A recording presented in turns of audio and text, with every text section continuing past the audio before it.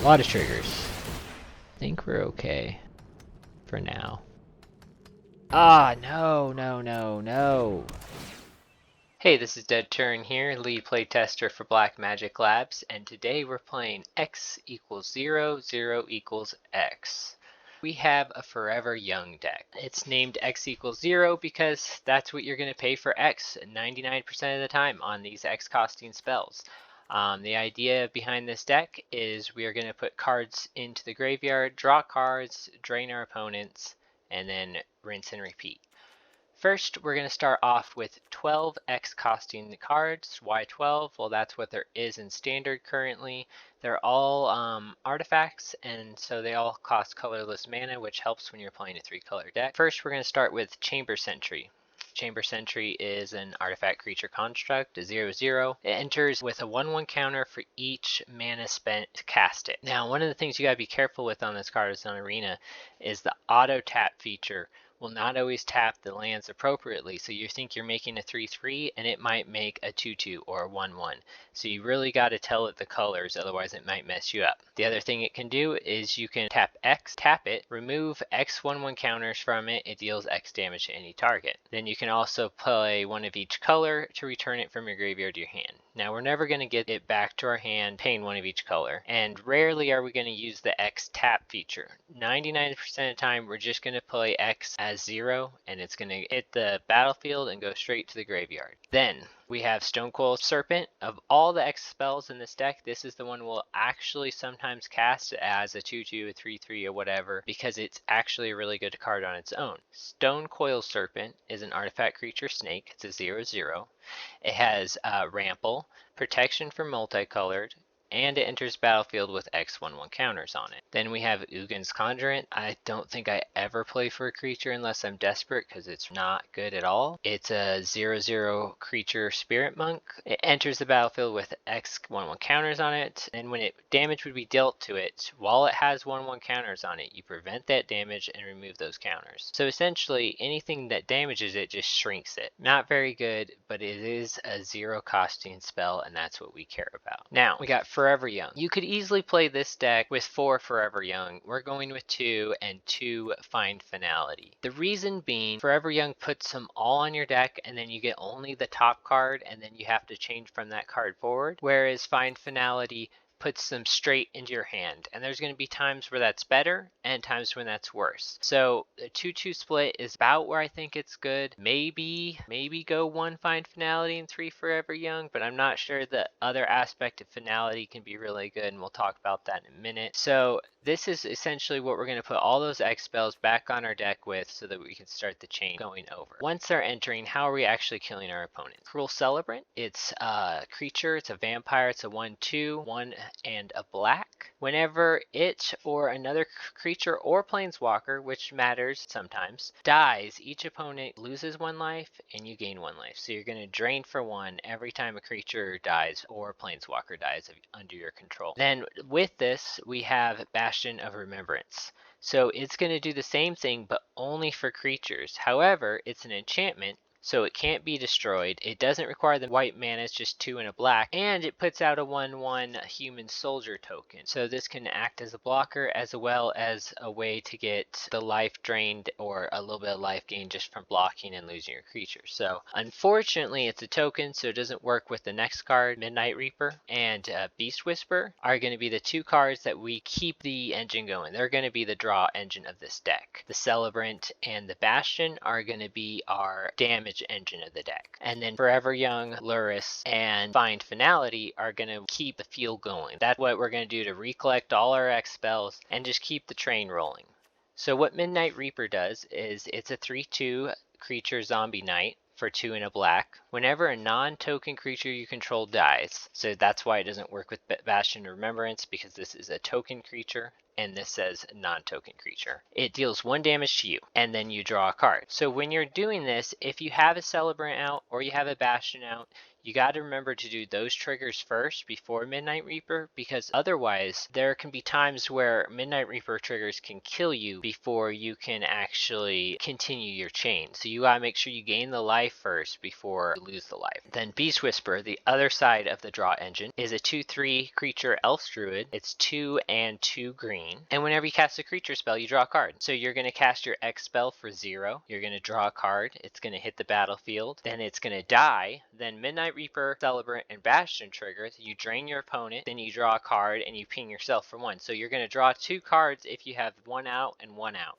every time you play one of those X creature spells. So that's how you're going to keep the deck moving and how you're going to keep finding these X spells, because there's only 12 and 12 damage alone isn't enough, so you're going to have to be able to reuse them, which is why we're going to also have 2 copies of Luris. Now Luris is a really good card. This card is so good that it's caused problems in Legacy and Vintage and other Eternal formats. Luris of the Dream Den. It's a 1 for white or black and then white or black again. It's a legendary creature and it's a cat nightmare. It has lifelink and it's a 3/2. So 3/2 lifelink for 3 mana, you know, take it or leave it. It can be a companion if each permanent card in your starting deck has 2 or less converted mana costs. Now because we're playing Beast Whisper, Midnight Reaper, and Bastion, even if we switch Bastion over to something like Corpse Knight, we still need the Reaper and we still need the Beast Whisperer, so this can't be our companion, which is a little unfortunate. However, it can run in the main deck just as a creature, and then what it does do is during each of your turn, you may cast 1 permanent spell with converted mana cost 2 or less from your graveyard. So we can recast the Celebrant and we can recast all our X spells.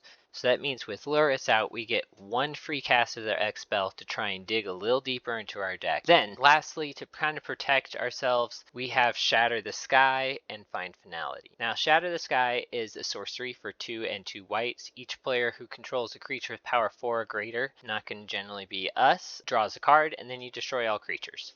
So this is how we'll wipe the board, and sometimes we have enough Celebrants and Bastions and other creatures on the board that just wiping the board will kill our opponent. So it's a very useful card. It's how we're going to keep up with the aggro decks and how we're going to try and stabilize so that we can just go off, because we can do 20 plus damage in a turn if the engine is rolling smoothly. Then we have Find Finality. Find Side is a black or a green times 2. It's a sorcery. You return 2 target creature cards from your graveyard to your hand. This is our recursion of our X spells and how we'll keep moving. Finality is 4, a black, and a green. It's also a sorcery.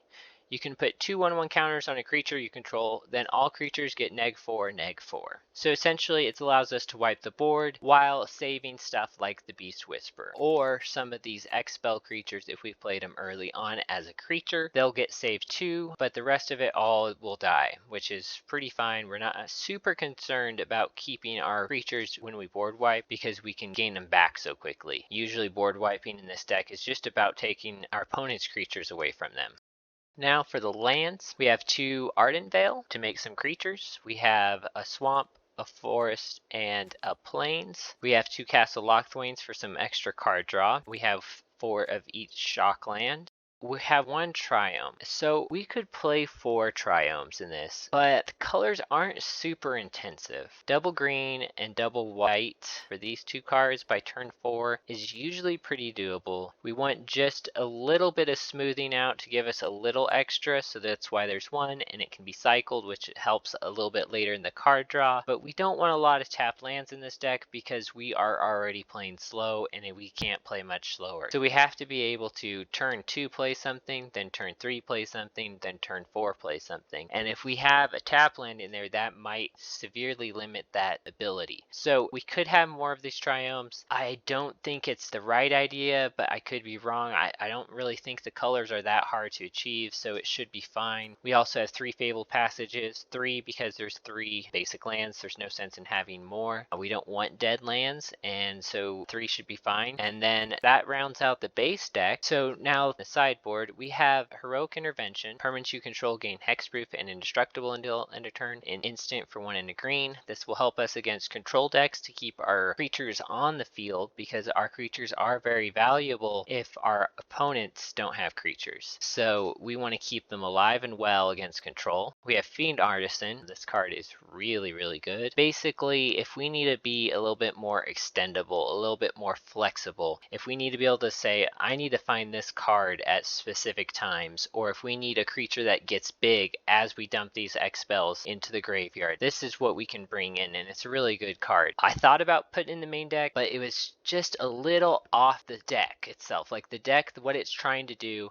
was thrown off just a little bit by having it in there, and I felt like our game ones, we just want to be very consistent and play our game plan and only adapt if we have to. Now the other cards we got in here should be for Leyline of Sanctities. However, I don't have them, and it is not a card I would suggest spending a wild card on, because most decks you're not going to need this card. In this deck, however, you will need this card, because some of these early things that can disrupt your hand, some of these red decks that burn you, can be very detrimental. So you would normally have 4 of these. It's an enchantment. It says you have hexproof, and if it's in your opening hand, you can start it on the battlefield. So instead of the other 2, we're playing Teo, which is a planeswalker. It puts out a creature, gives you hexproof. It's not as good, accomplishes the same thing, it's a little slower, but that's what I felt was a good placeholder for this card. And then lastly, we have our kill spell. We're playing 3 Mythros of Nithroi. Destroys target permanent if it's a creature. If you have Abzan colors, it destroys any permanent. So this is slightly better in this deck than Assassin's Trophy, because we're a little slow.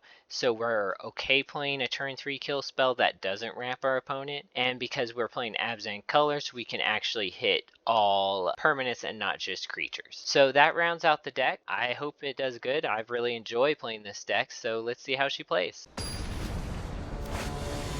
Alright, 7.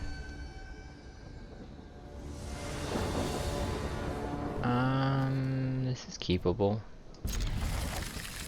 We'll search for a black. I think we're waiting for them to keep. Go get a black.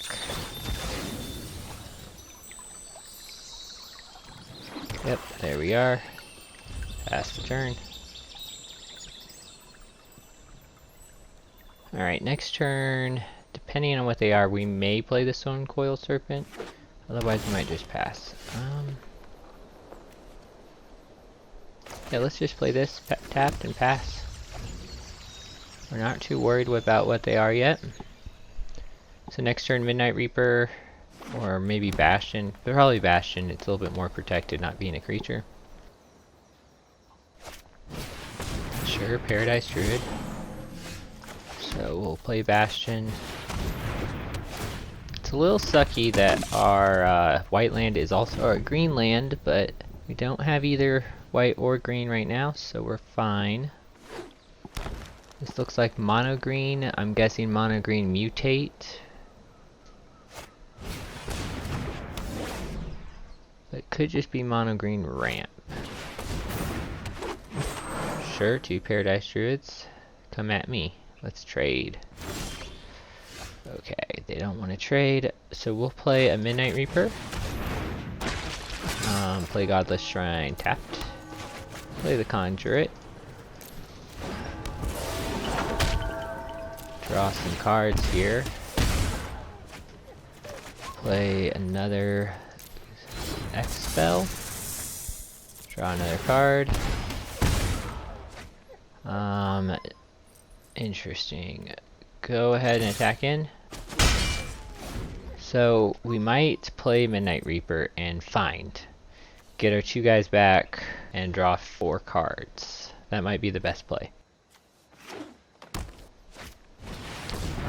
This guy, Reach, Trample. When it attacks or blocks, you can get a beast, you can gain life, or you can draw a card. That seems pretty good. So we can't play Beast Whisperer, so let's go ahead and play Midnight Reaper. Chamber Sentry.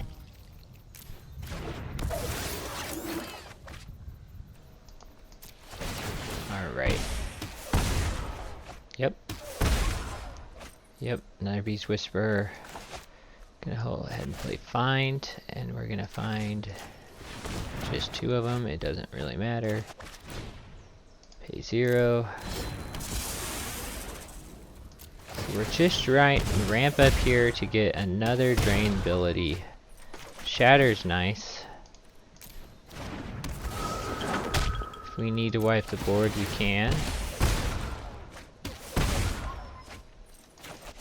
Play this one, and we might stop there. That'll put us at 8 cards, and we'll discard 1.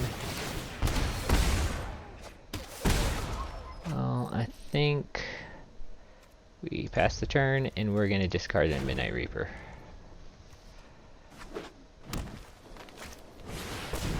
Alright, Vivian. What do you got, Vivian? He's the one that makes a beast, or lesser card.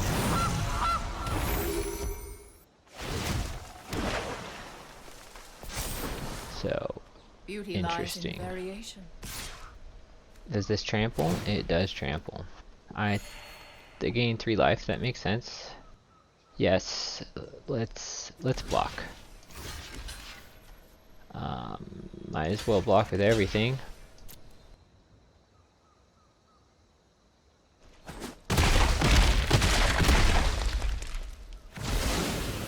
Right, a lot of triggers.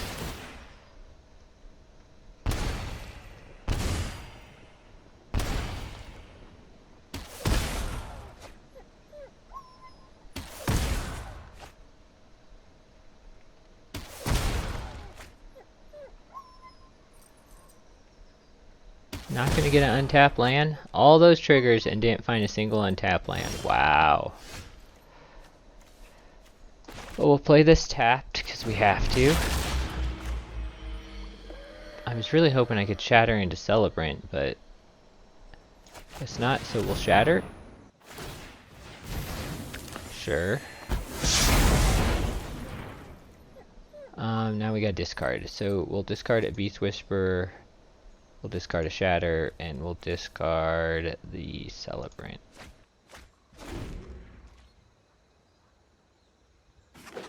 So now if they activate Vivian and play a powerful spell here, we'll Shatter again.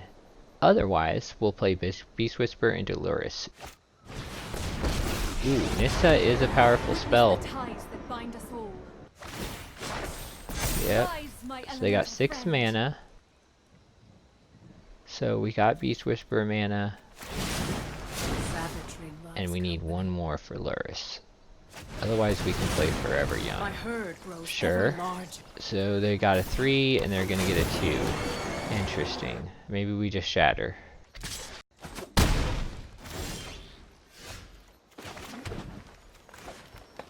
Yeah, let's shatter. And then I think we're gonna play Forever Young. We're gonna return the Celebrant. We don't need the rest of that. We got 7 mana, so we'll submit these 5. Then we want the top card, this the next card, that like that. So then we would draw this now, and then we can play these cards next turn. So I think that's what we'll do. If we need a shatter again, we can. Sure, Beast. We will adapt to any threat. A land, which I'm gonna get hit with. They're gonna make that into a 2/2. That'd be nice. Sweet, we just shatter again, I think. Uptick for a land. The land shall conquer. Hit in for 3. Okay. So if we don't shatter, if we play Beast Whisperer first, and then we play Celebrant, and then we start draining. Yeah, let's actually try that. Might be the wrong move, but I think it's gonna be fine.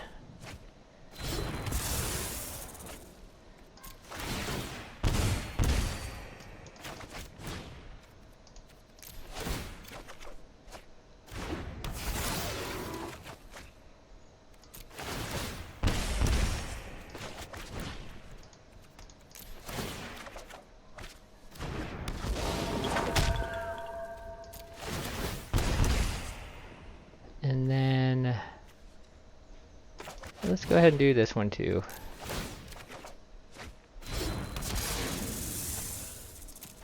Alright, I think we're high enough that we can just go ahead and take damage and be fine.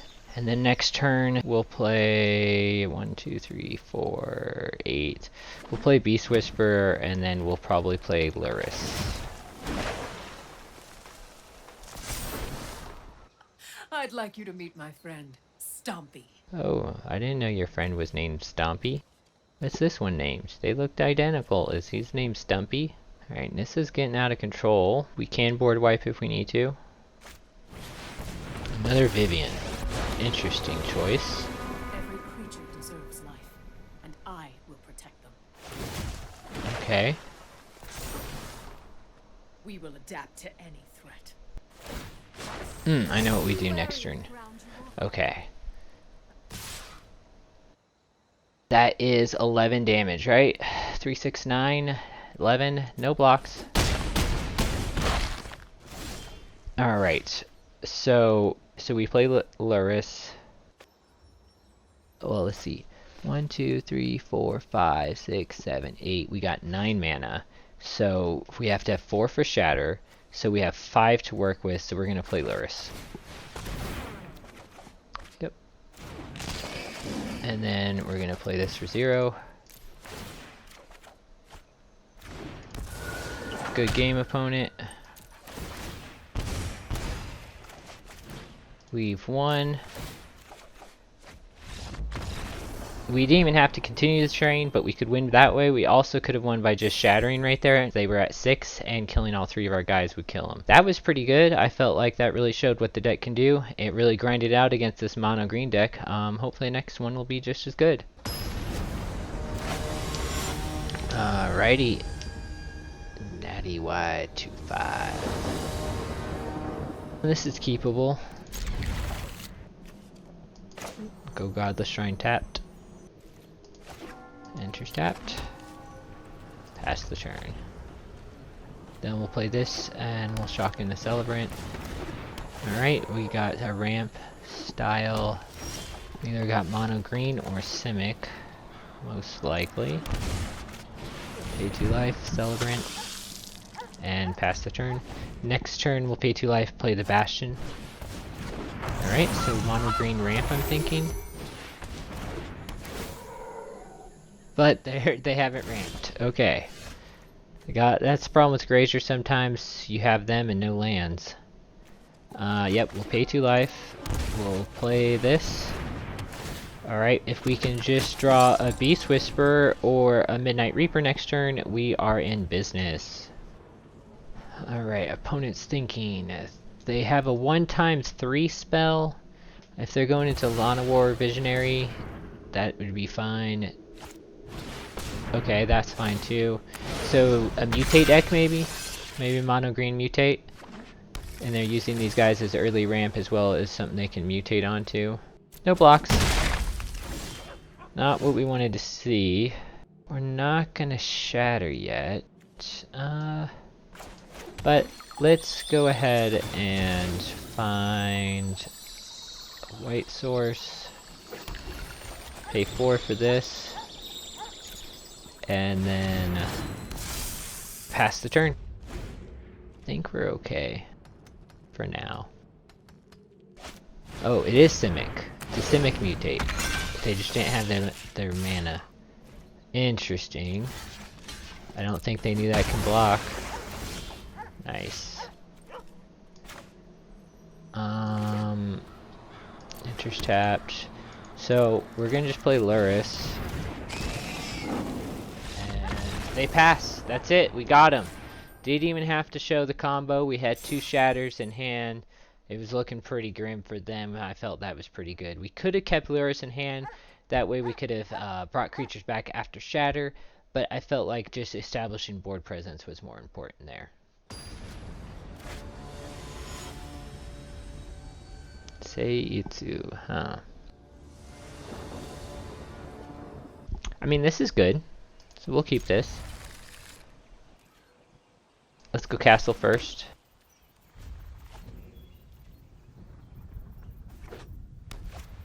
Alright, beloved princess. Maybe mono white. Put this into playtest. No, let's go ahead and search. I guess normally I would search for the white, but since we do have the Beast Whisperer in hand, let's go for the forest. Beloved princess. Yeah, let's put out a blocker. And then let's pass turn. Daxos, so this looks like mono white life gain. Alright, pay 2 life. Let's get the Bastion out.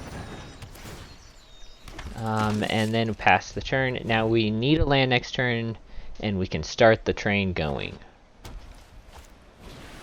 Basari. Ooh, he gives him indestructible. That's good. He's a good planeswalker. I wish they would stop printing these 3 mana planeswalkers that are just so good, but... I mean, do we trade? Yeah, I think we do. Let's get rid of that beloved princess. Oh yeah, she's indestructible. I don't care though. Let's just do some damage. Okay. Still not enough. Let's go ahead and cast Luris. Let's pay 0 for that. And drain for 1. And then pass the turn. Alright, we really need a land. Vanishing Light. They'll do it on the Bastion if they're smart. The Bastion's the food. That's where I'm gonna kill you. Alright. Oh, I need a land. What do we do? I can take another 5, but let's play the Stone Coil. Yeah. Actually, cancel that. Let's play the Chamber Sentry. For 3. Black, green, white. That way we can shoot the princess down if we need to. If we don't draw another land. Sure. So this is maybe not mono white life gain, maybe more of mono white aggro, but using the life gain element to help out, I guess.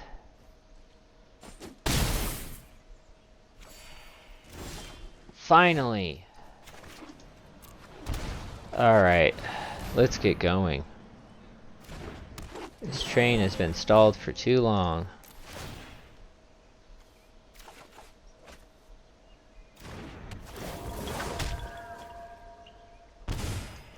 We're just gonna run all the fuel and hope we get something to recur them. I think is our best bet. Okay. Pass the turn. See, this being a tap line is a little detrimental to the deck. Maybe 1 of is still too many. Ah, no, no, no, no. We're getting killed by Banishing Light here.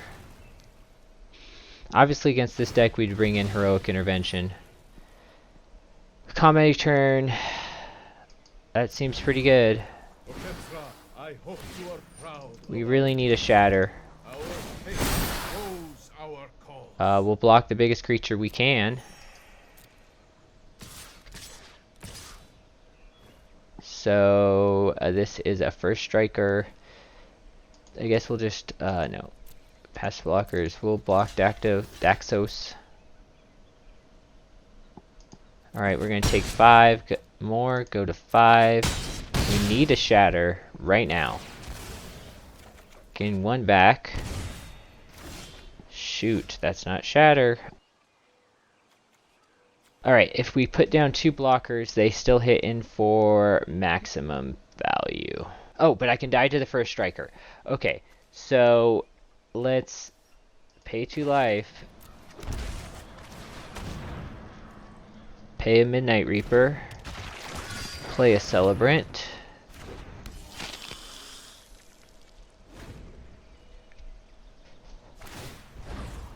Yep.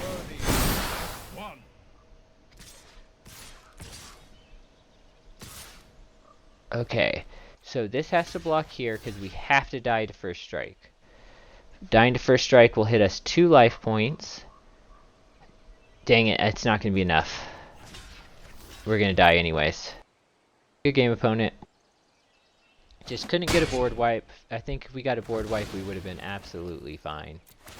But what are you going to do? Forever Young, that would have been nice when we still had the Beast Whisperer. There we go. Game over. Ugh.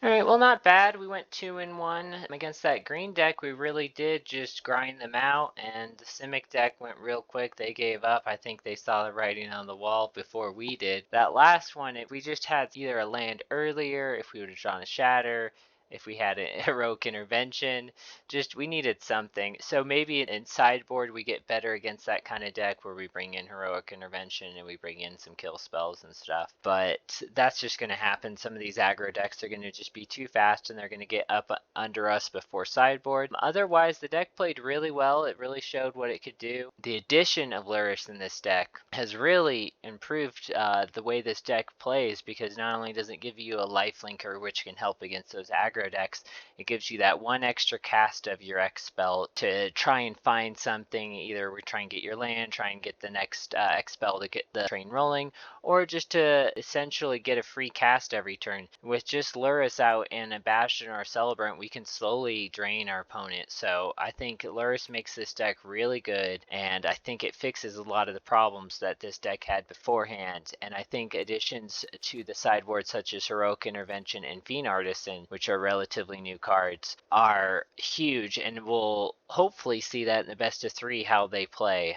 As always, like, share, and subscribe if you like this video. Also, please consider supporting Black Magic Labs on Patreon. Thanks.